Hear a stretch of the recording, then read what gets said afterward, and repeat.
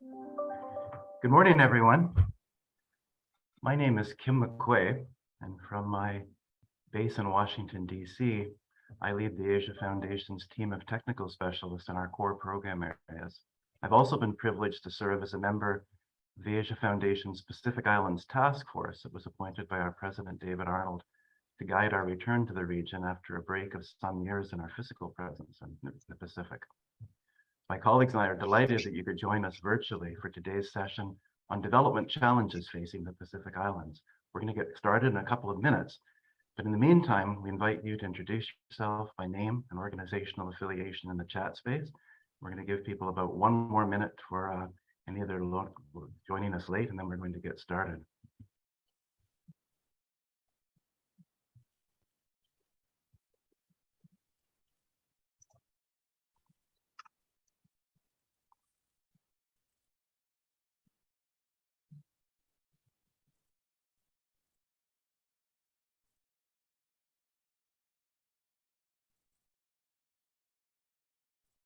Okay, so our 1-hour session this morning is going to include a brief introduction by me, a presentation by our featured speaker, and then a question and answer session. And you should note from the chat post that we'll be taking questions via the Q&A channel located at the bottom of your Zoom screen.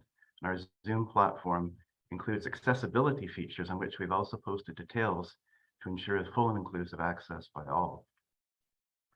Before I introduce our speaker, a brief word on the Asia Foundation's return to the Pacific Islands. Return is actually a misnomer, as the Foundation has a long history of engagement in the region that has continued in different forms for nearly 4 decades now. Our engagement began in the 1980s with offshore programming, and through the first half of the 1990s, we operated a full representative office in Suva and a regional program that spanned the Foundation's core program areas.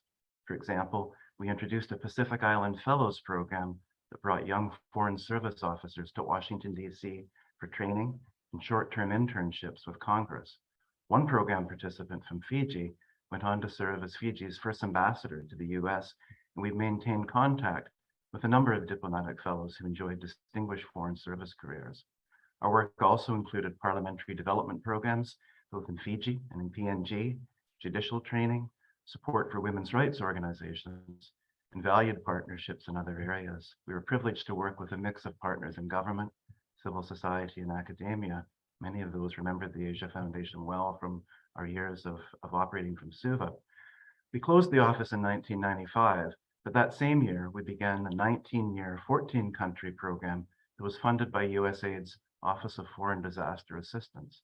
The program provided training to over 7,000 people and dramatically strengthened disaster management capacity at multiple levels throughout the region.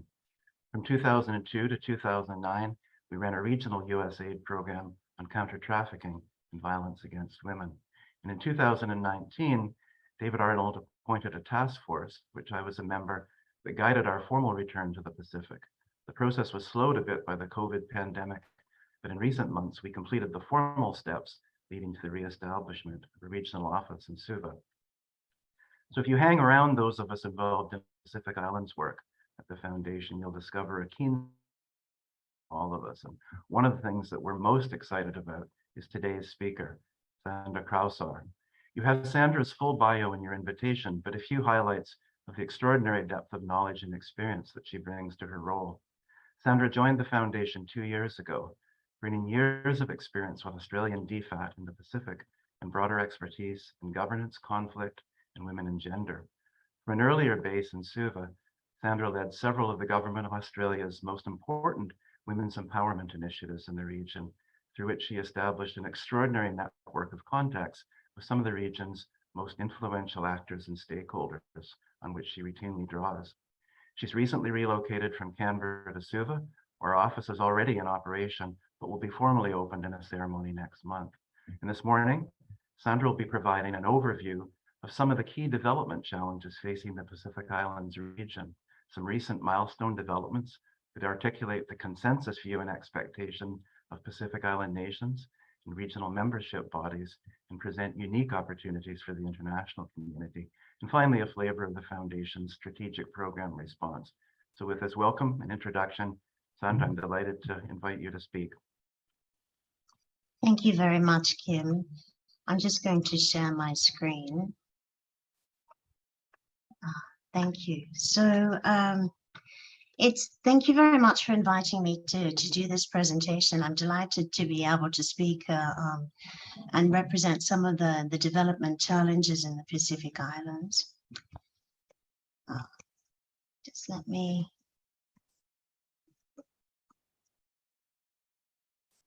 Sorry, just bear with me one moment as I try and get my screen to share. Is that moving? It is. We see it now, Sandra. Okay, I'm just trying to move it on to the next slide. Okay.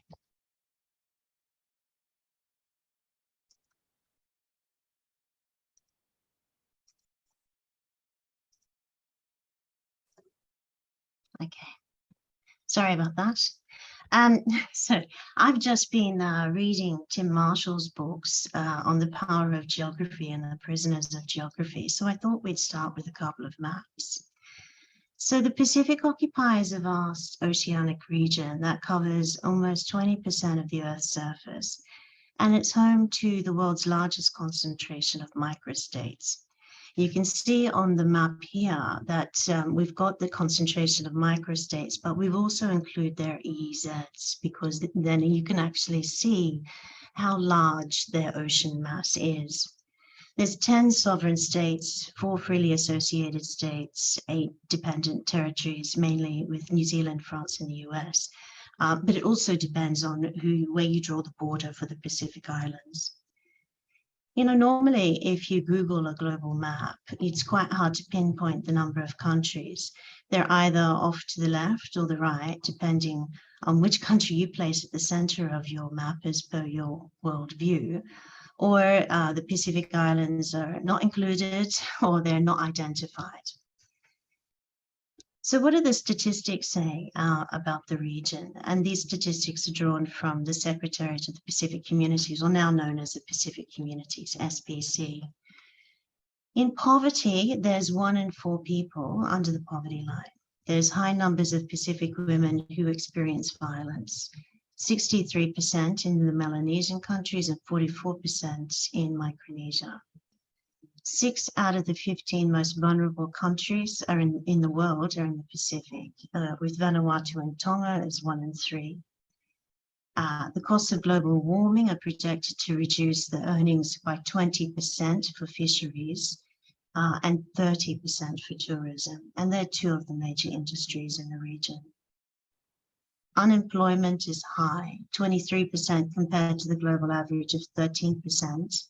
With women and youth affected more than men. And as people seek out cash incomes, there's increased migration within the region and also to Australia, New Zealand, the US, and other countries.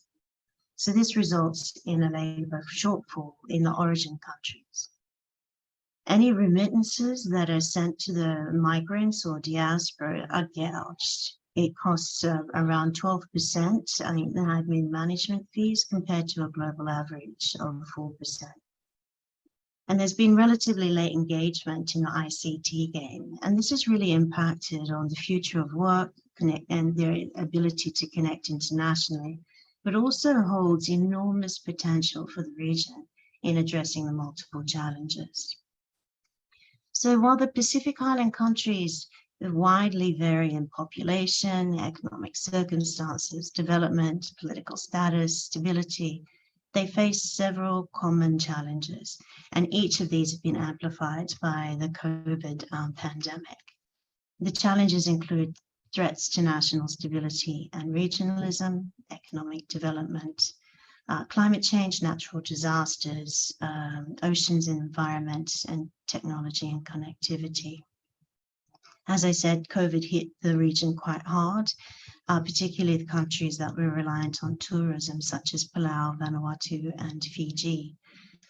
Some months ago, the Lowy Institute from Australia just noted that there was about a lost decade. They estimated it was about a lost decade in revenues.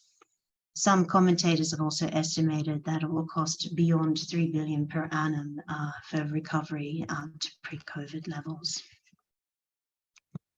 So now we're going to have a look at shipping. So the most common long-standing constraint faced by the Pacific, and economists point to this all the time, is about the distance to market. And you can see there's a distance to market, but there's also the shipping lines are, predominantly across the top. You can see that there. And there's some really significant natural resources in the region, but how do you actually get them to market? This is actually changing. The market's changing. You can actually trace it in the imports and the exports. And if you look at who the biggest trade markets are and what the import and the export commodities are, you can actually track this. So I suggest you pop over to the Observatory of Economic Complexity, which is one of my favorite sites. It's called the OEC, and if you just type it in, you can actually pull up some of these country reports. If you just look at Solomon Islands, for example, you can see that their exports of rough woods, that's 310 million, processed fish, 58.7 million, aluminium ore, palm oil, non-fillet frozen fish. The most common exports for the Solomon Islands of China, 316 million, Italy at 48.2, then India, Thailand, the Netherlands.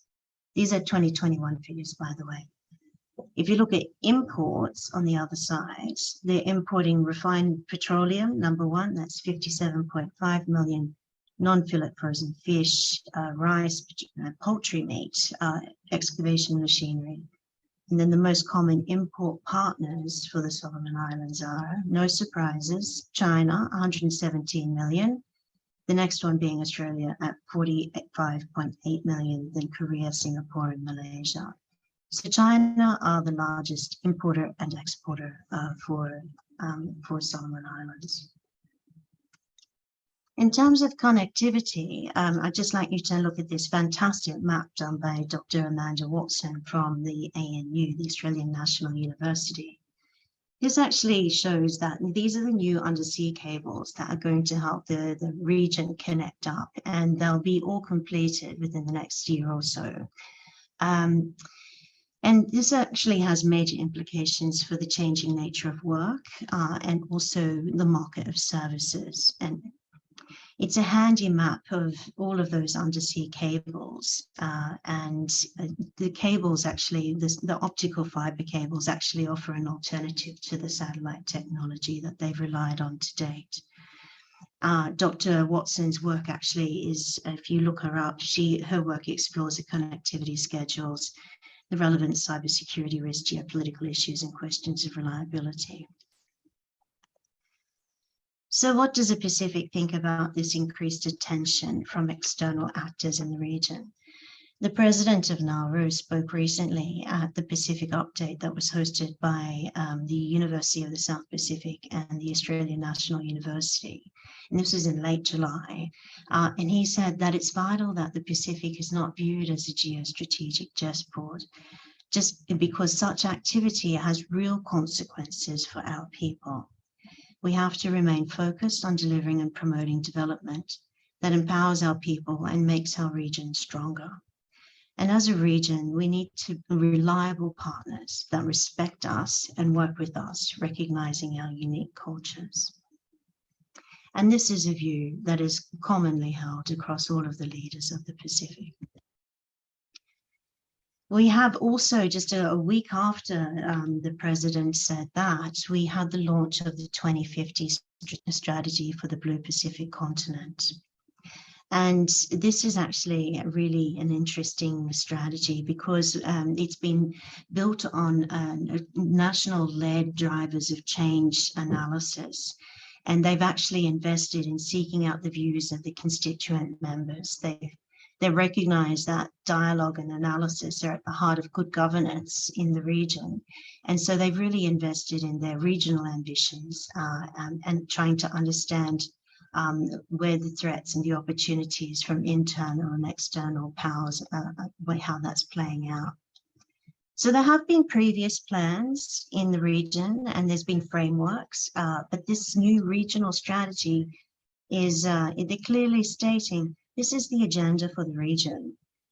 This has been assessed by the region, it's been discussed by the region. It recognizes Pacific sovereignty, or the sovereignty of the various countries within the region. And it's also recognizing explicitly the value of working together. If you read the document itself, you'll see that there's the references on every page to the working collectively. So what are we seeing? Significant geostrategic competition is, in an already developing, challenging development context. And this is placing quite significant pressure on the cohesion of the group. And I think we've seen that recently play out with Kiribati and particular actions in the Solomon Islands. And some countries are caught up in internal power plays within the region itself. So it's not just coming from outside the region, also there's internal sort of jockeying for position. We've seen that with the Pacific Island Forum Secretariat, the leadership of the Pacific Island Forum. We've seen it with USP, the University of the South Pacific. And then, of course, you've got donors coming in, and they're presenting a smorgasbord of options, but they're coming with their own agenda and requirements as well. We're also seeing, as this will be no surprise, climate change is the predominant priority across the region. But in the climate change agenda, the Pacific Islands want their sovereignty recognized and respected, and they want to lead the agenda as it affects them. Okay, what are we seeing here? So there's some real progress actually on gender equality in the region, but the changes do take time and it needs to have consistent and persistent focus. But they are entrenched inequalities, and we started from a really low base. And COVID's actually disrupted them. So there's been progress, but there's also ongoing significant challenges. I think the ambitions really are to work with women who are driving the change, and like we're seeing that women are becoming more and more visible in leadership positions. Men and boys are also increasingly engaged on the gender agenda, and it's not just seen as a woman's issue anymore, which is, I think, fantastic. From the Asia Foundation, we're seeing links between the gender-based violence and trafficking and modern slavery. And we also noting in some of our research around the future of work for women continues to be gendered. Pacific Islands resilience is remarkable. It is remarkable, but it could actually be strengthened. The frequency of shocks actually undermines resilience. And then over the top, you've got climate change, which has a multiplier effect on the shocks. The systems are stretched and some are very donor dependent. The future prospects are actually tied up with the youthful populations as well as their oceans and land resources. So what does the future of work look like for the region? It will involve mobile skill sets, increased migration for cash incomes, we'll need to address the labor and skills deficits across the region, and keep in mind there's the ongoing remittance gouging. Basic education's actually been hit really hard by the school closures. So I think investments in providing materials that engage Pacific Island children with local content and using alternatives such as digital and as well as print platforms are viable mechanisms. So for the Taft Pacific Islands Office, what we're doing is focusing on supporting Pacific solutions to Pacific challenges.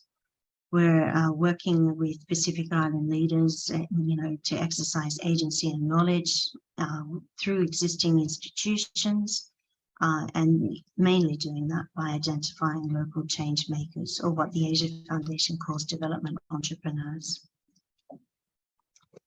Some of the work that we've been doing in the last couple of years as we set up is we've run just seeing the Pacific has amazing creativity and a lot of strength. So we ran a couple of book labs which created children's stories to note the decade of oceans and also the decade for Indigenous languages. And they created Indigenous language books, English, Italki, Fiji, Hindi, with Fijian authors and illustrators. A couple of those books are up there. Their books are being distributed to government schools, and it's great to see the uptake. So they're available digitally, and we also ran a print run for the schools in Fiji. And this is an activity that will get translated over into another 10 Pacific Island languages soon, and it will just continue across the region. We've been involved with the Pacific Island Food Revolution, which is a television show which is actually addressing the non-communicable diseases, which I didn't talk about earlier. In Fiji, for example, with non-communicable diseases, there's 3 diabetes-related amputations every day in Fiji. If you think about what the implications of that alone on the health economies of the region, it's quite significant. We've also been involved in supporting the Pacific Update and the PNG Updates with the Australian National University, the University of the South Pacific, and the University of Papua New Guinea. And we've been publishing some work such as India's development partnerships with Pacific Island countries, political economy analysis of water in the region, and of course some work on misinformation and vaccines. Our large program is a USAID program it's called Pacific Rise Counter Trafficking in Persons. And this is a 5-year program that operates in Fiji, Papua New Guinea, Marshall Islands, and Tonga. And what we're seeing is that there's a change over the last 10 years where the Pacifics are actually not only just a transit countries, but they're actually source, transit, and destination countries now. So we're working with the national task forces in those 4 countries to actually work on the 4 pillars of the TIP program, which is prevention, partnerships, prosecution, and promotion. So thank you very much. I'm going to end it there and say thank you very much for your time and open it up for questions. Thanks. Thank you very much, Sandra. So we're going to be looking for questions in the Q&A space, but just to get us started, Sandra, your comments about the Blue Pacific Continent strategy were really striking. You know, for as long as there has been this latest phase of heightened geopolitical interest in the Pacific, we have heard articulations of Pacific Island strategy and expectations, but what's encapsulated in the strategy now is really quite striking. What does this mean in terms of next steps as the strategy is rolled out, and what are some of the implications for the international community as partners in the strategy? One of the fantastic things about the strategy is they've said this is our agenda. If you want to work with us on our agenda. And they've been very clear in the way that they have been able to articulate what they think the pathways are going to be. The next steps are they're drafting up an implementation plan for the rollout, because it's a 30-odd year strategy. So the implications is to make sure that that all the voices that were consulted in the drivers of change analysis are actually involved in the implementation plan analysis as well. So there's a role for everyone in the region. And it's not just going to be the domain of the governments or the regional organizations to do the implementation itself. So yeah, I think it's a really exciting document. It's a great read, and I would recommend everyone to go onto the Pacific Island Forum website and access it and read it. Thanks, Sandra. The first participant question comes from Alan Tidwell, and Alan asks, earlier this year, Palau published its national security strategy. The top goal for Palau is an economic one, the repair of damage that COVID brought to its economy. At the same time, the NSS also acknowledges the importance of action on climate change. Sandra, can you discuss this tension between climate change action and economic repair, and how are other Pacific nations discussing this tension? I think they're looking at it rather holistically, where they see the repair to the economy has to actually be done in terms of that there's no further harm to the environment. one of the things that they're doing, the Pacific is really, really strong on, though, is that, particularly for development partners, is don't just talk to us about climate change as a Pacific issue. The climate change is a global issue. So if you're going to want to, if you're working with us, clean up your stuff as well, because your practices are damaging our economic recovery.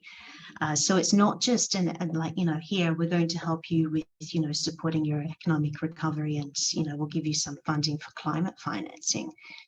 Domestically, clean up your own house. And the message is coming out very, very clear in that. The Blue Pacific Continent strategy is also really interesting because it is guiding, and all of the national action plans will actually fit within the regional strategy itself.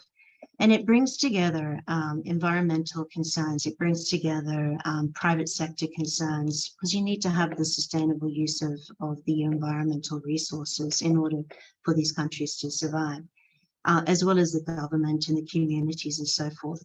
So this is a real step forward for the region, but also for countries such as Palau. So Palau, of course, is like, their major economy is on tourism. So they actually needed to open up their borders really quickly.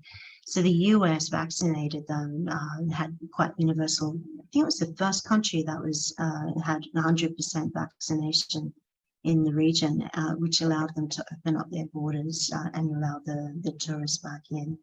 So yeah, it is a tension.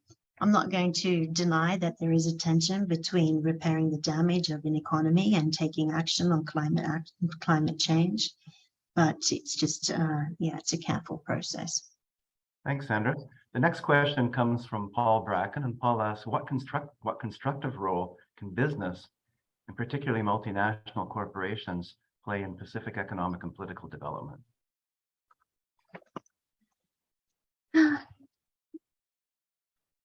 Treat them as a market. It's a market. Don't say, this is the thing. I think when you're having a look at the shipping, for example, everyone keeps on saying, oh, it's too hard to work in the Pacific because they're so far away from the market. So there are these natural endowments in the region. There's really quite good education skills. And I know I said about basic education, that's an issue around COVID in particular, but they do have good education levels. They've got increasingly good cyber connectivity in the region. I think there's, we're seeing more and more call centers in the region.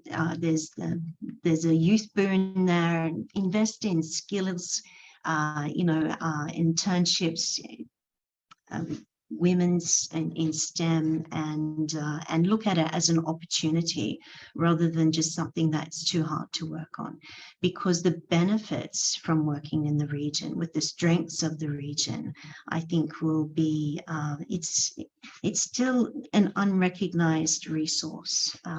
People just see the Pacific is tourism, fishing, logging, mining, but there's more to it. The people, investing in the people of the region is a boon for any business. Thanks, Sandra.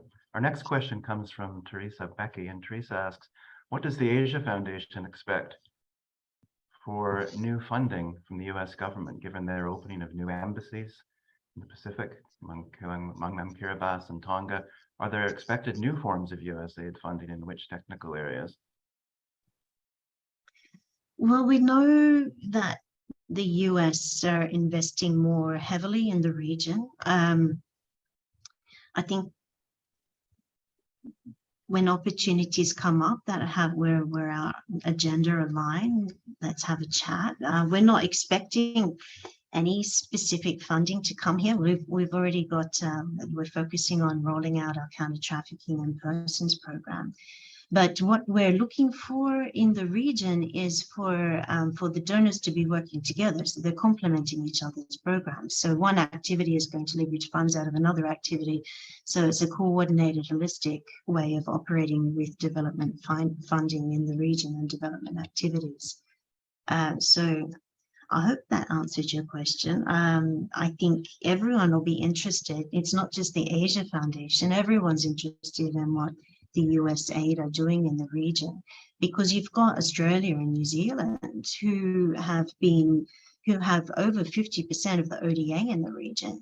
So it's making sure that it's coordinated. We're not overwhelming the Pacific Island governments, communities, or their NGOs or partners with multiple requests that just will splinter their attention, and it will take away from the efficiency of the process. Thanks, Sandra. Walter Streeter observes that you mentioned briefly the risks of the Pacific being seen as a chessboard for larger powers. And given this, can Pacific countries safely engage with programs like China's Belt and Road Initiative or America's Build Back Better World? And if so, how would they do so? Oh, the China question. Okay, China's there. You know, if you have a look at what's happening in PNG, for example, so they signed on to the Belt and Road in 2018.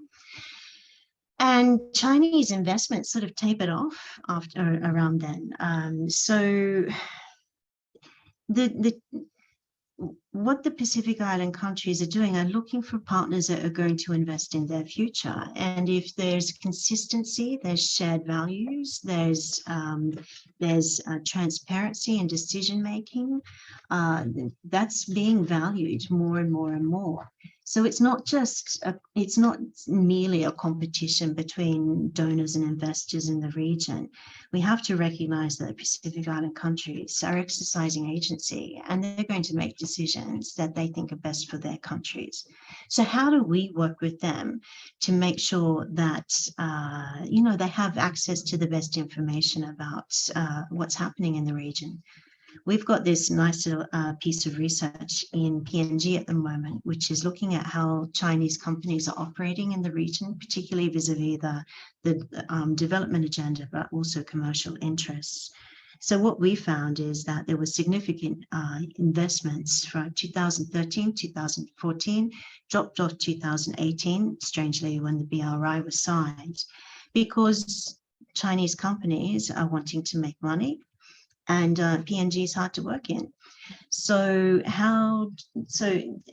it's just something that we need to sort of keep in mind, that the Chinese companies are looking to maximize their commercial outcomes as well.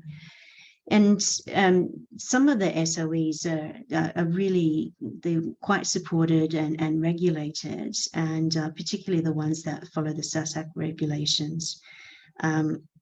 So I think they're here. We need to work with them about how Pacific Island countries know who they're working with, what the track record is, how they've negotiated changes to their contracts, how they've worked with communities, so they can make informed decisions about how and who they're working with.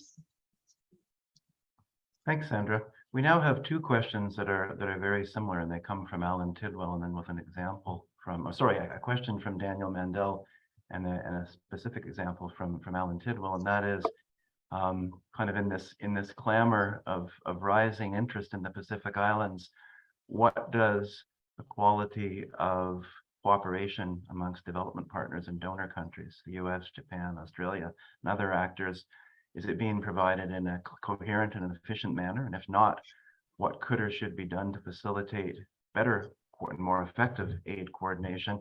And Alan cites the particular example, Sandra, of the recently announced partnership in the Blue Pacific, through which Australia, Japan, New Zealand, and the United Kingdom and the US have joined hands.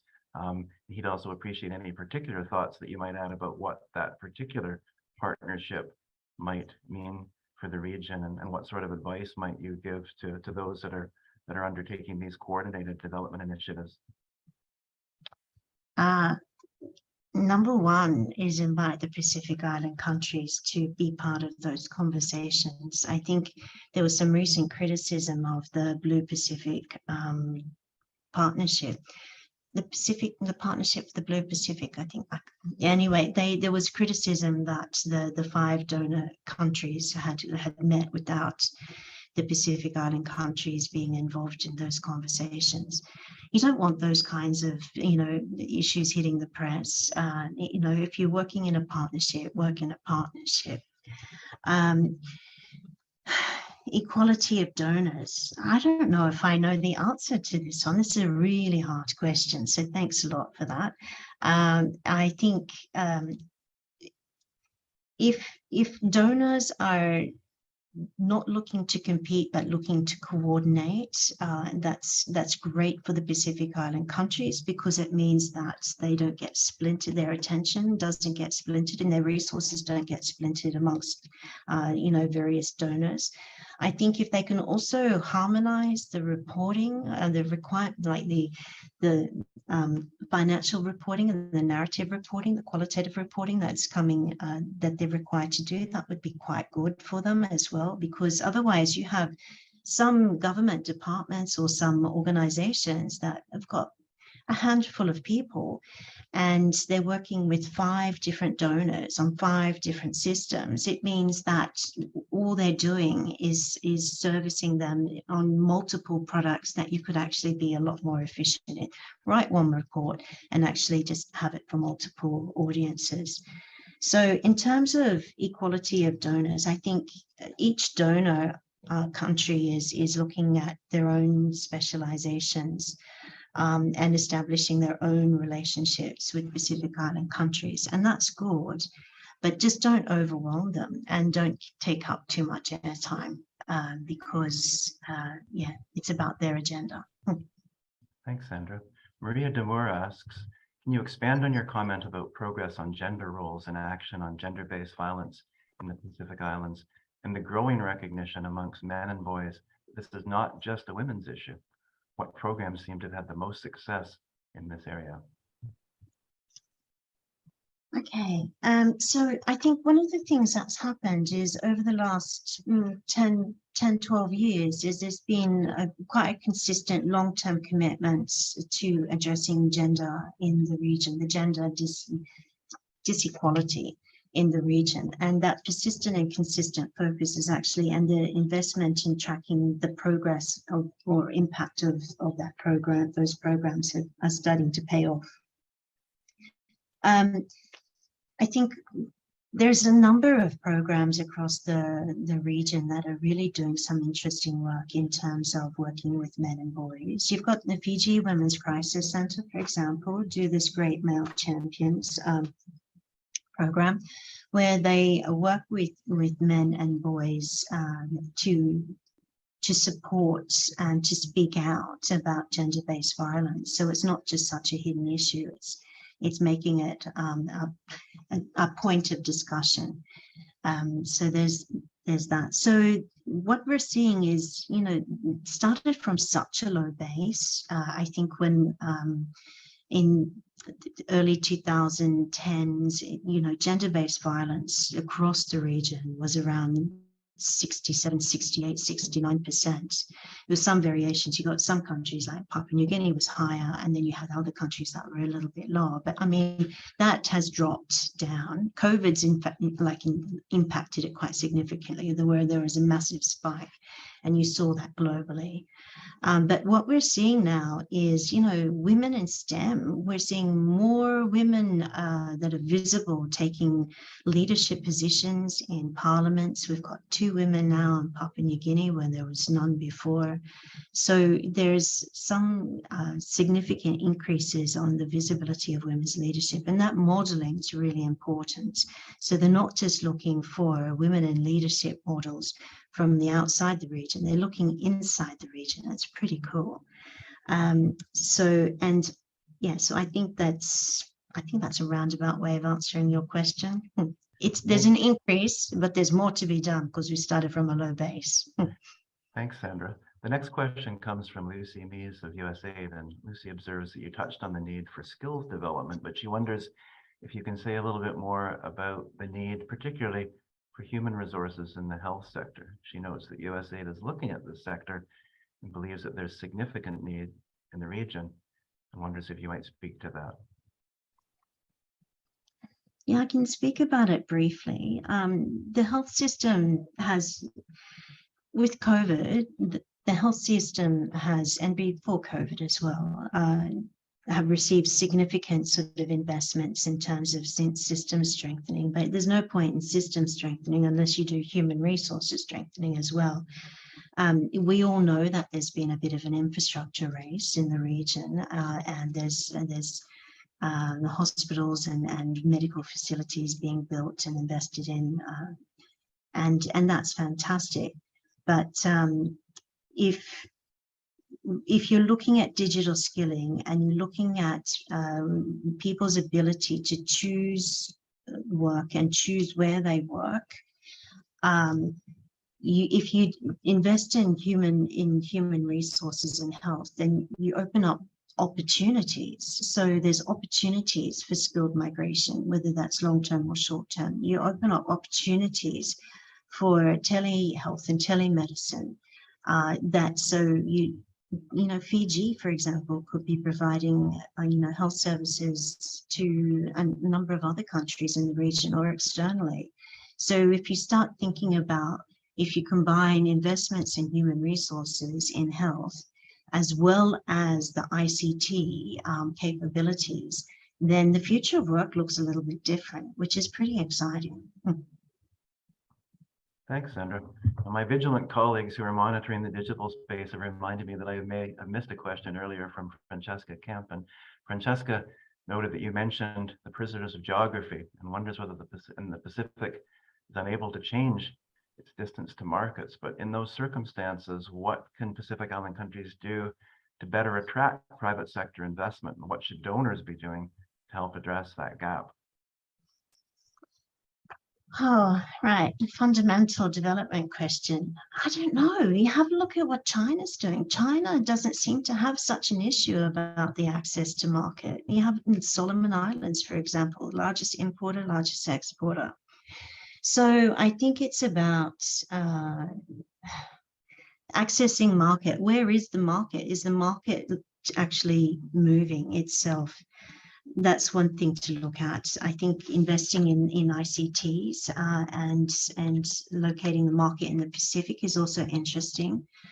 In terms of export markets, particularly for niche products, everyone's looked all the time at the US or Australia or New Zealand for those export markets, for NAMA and AUTA and various other, specialized products. But the market's actually in the Pacific as well. So, for example, we've got this really cool little activity that we're working with Samoa Women in Business, and it's to develop food baskets where they can have some value added and some not, just organic produce, and they'll put it in a basket, some information, and the marketplace could be in Samoa, but it also could be in Nauru, it could be in Tuvalu, because those countries with the rising sea levels aren't able to grow as much produce as they did before. They want to eat Pacific food. Where do they get it from? So the internal regional market for a lot of these commodities is actually something that we should be looking at in a different view. I hope that you read these books as well. I think they've been absolutely fascinating in terms of just trying to understand the power of geography and trying to think about how you can unpack it. Thanks, Sandra. The next question comes from Jeffrey Humber, and he harks back to a question that Paul Bracken had raised earlier. And just to build on that, a key factor supporting future economic development of the Pacific Island region will be its ability to support and attract private investment in new and rehabilitated infrastructure in other areas. How aggressively are each of the countries in the region seeking to develop and improve their policy and regulatory frameworks to attract international private investment? Oh, okay. Yes, it's one way of actually regulating infrastructure investments in the region. And we have all seen that there's a bit of an infrastructure race by different donors across the Pacific. And some of the infrastructure is good and some of the infrastructure is poor.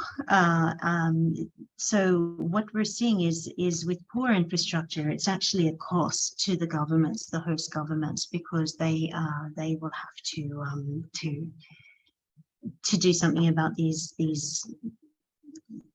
infrastructure that's not working. They are pursuing regulatory standards. There's been quite a lot of investment I know from some of the Western donors around investing in the regulatory environment to support them. But it's the maintenance of that. So you can have your regulatory environment, you can have all your standards in place, but you actually need people to keep on monitoring, and then you actually need to have the political will in order to be able to do something about anything that's not working. So yeah, you can build all the systems you like, and you can have all the standards you like, but if you don't have the wherewithal to actually monitor and then take action on anything that's not working, then it's nice. You can tick a box and you can go, great, we've got a standard in place, but it might not mean anything. So treat it as a whole system. Thanks, Sandra. The economic development questions are coming fast and furious this morning, Sandra. The next one comes from Bakam Changvisamid, who asks, in addition to the tourist sector, are there any development programs that target the diversification of the Pacific economy or initiatives for sustainable economic development? Yeah, I think most countries are looking to diversify. I mean, there's the resource curse that's happening across the region, and yeah, have a look at fisheries, for example. They're looking at, or marine industries. They know with the rising sea temperatures, the fish stocks might migrate outside the EEZs, and that means some of these countries are going to be in trouble. So if you diversify, you have a look what's there, large ocean space, it's the investments in agriculture and other sea products that they are looking into. So there are a number of countries that are doing it. And the Kiribati is really interested in the aquaculture. So it's Fiji. PNG's got a different landmass to the rest of the countries in the region. So they're able to diversify quite a lot more, but they do have like enormous natural resources that are extractives that they're relying on. I hope that answered your question. Thanks. There's next a pair of questions from Leah Liu that are kind of related, Sandra. And the first one notes that President Biden is going to be hosting the first summit for Pacific Island leaders in the White House coming up shortly. And she wonders how Pacific countries actually view this gesture on the part of the president. And then more broadly, in the current atmosphere of great power competition, is there space for cooperation between China and other Western countries in meeting the development needs of the Pacific Islands? I'm going to start with the last one first. I don't know if it's about space, it's just there. The Chinese are invested in the region. They're not going to withdraw. So it's a matter of being a good partner, listening to what the Pacific Islanders say as their agenda and their priorities, and offering alternatives that are attractive and fit in with their values and their interests, and how they see the future of their countries playing out. And that's the same kind of message I think that they'll be taking to the summit, which is, I think, an exciting thing to be doing. But I think, and the messages are coming out pretty clear. It's like, we've just got this new 2050 Blue Pacific Continent strategy. Engage with us on that. We haven't invested, the last however many years developing the strategy for for people to come up with alternatives. Our agenda is here, and there's so much to work on in that space. I think people want to be heard, and they want to see action taken pretty quickly. They don't want, they don't want to be treated like they've had a consultation and then that's enough. They actually want to be listened to, and then they want to see the action that's associated with it. So if you're going to partner for a long time, because if you're partnering and then you go away, it'll be like, oh, thanks. Thanks, Sandra. I'm going to invoke the tyranny of the chair by hopping over a couple of questions and coming to a couple that are a little bit different. And there's a question from Walter, but I'm going to preface Walter's question by one that's kind of a segue to that. And that is, as you mentioned, Sandra, that submarine cable connections to and between Pacific Island countries are coming online, and in-country connectivity is improving. What changes is digitalization likely to bring in terms of economic growth and perhaps in citizen voice and governance and other transformative impact? And are there any challenges associated with digitalization?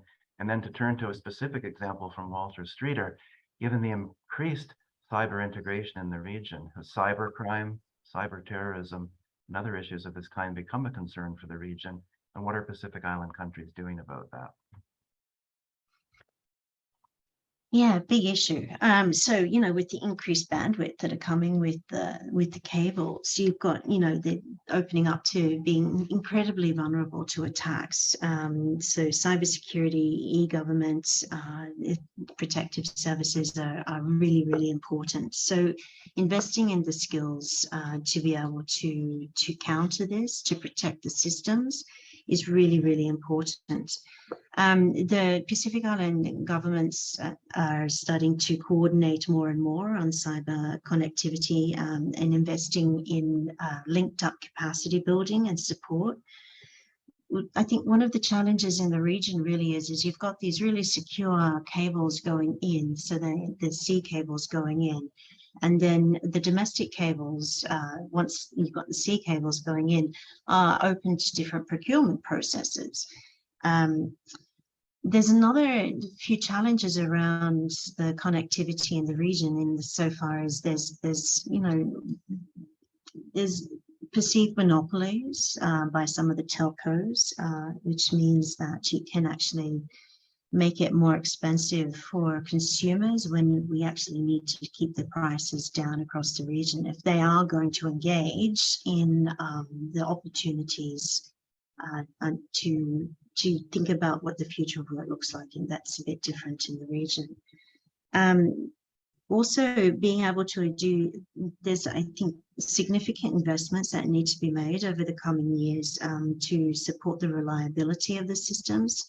I think we saw in Tonga when the earthquake happened, the tsunami, sorry, and the volcanic explosion. It disrupted the cable there, and they had to go back to, you know, and it also affected the satellite. So these things happen. And so how do you actually support these countries to keep online and be online when we have such frequency in disasters in the region? It's the best way of actually being able to communicate is having those secure networks.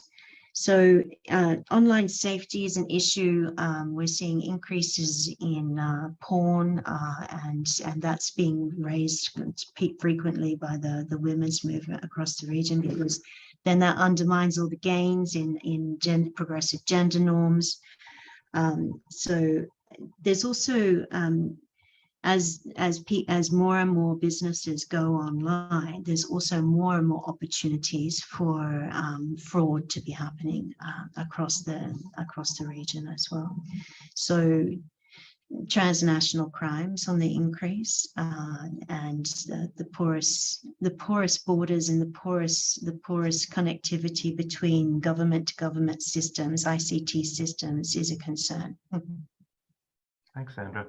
Alan Tidwell has drawn our attention to one particular slice of this very complex financial investment and economic growth in the Pacific, and he draws our attention to the banking sector and the fact that it's in, as he says, dire shape. He cites the example of Tupelo.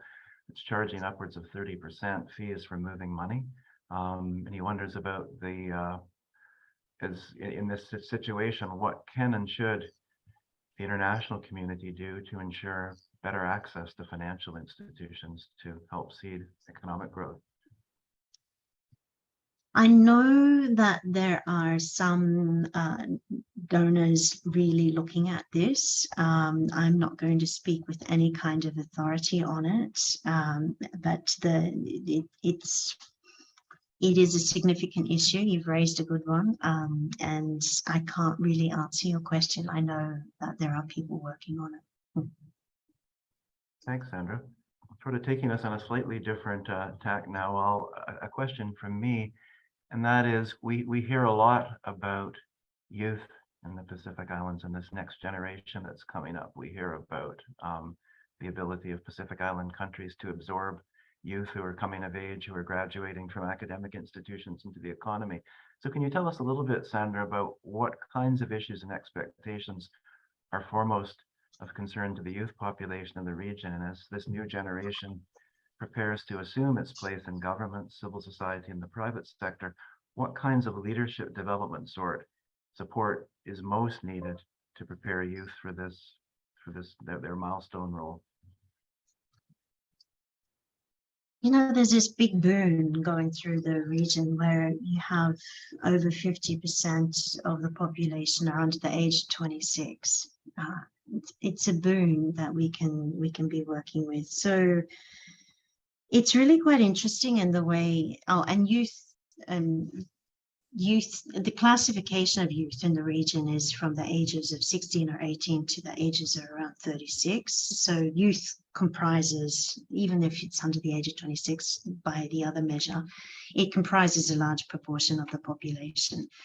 What we're seeing, though, is the increased the online connectivity, their abilities to take action on climate that they're seeing as a youth agenda, is allowing not just the typical sort of elite youth to be engaging on these spaces, but youth are coming through civil society organizations, and they're coming through school groups, and they're coming, so there's different pathways to youth leadership now than there previously were in the past. They're becoming much, much more visible, and it's because of their ability to dominate, really, I think, online chats and online forums because of their abilities in embracing technology and so forth. We're also seeing that, yeah, often with leadership, people had to wait until they were sort of mid-age or so forth to be seen as a leader. And youth leadership is it's just taking on these new norms. But I mean, you can harness opportunities, like scholarships are really valued. Deng Hazan, who's a new scholar, he's just put out a paper just recently on the community perceptions to China activities in the region.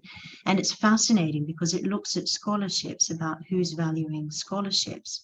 And scholarships to Australia, New Zealand, the US, the UK are valued. Even scholarships to India are valued. So it's an interesting thing. So offering scholarships and those additional leadership opportunities that come with those kind of scholarships.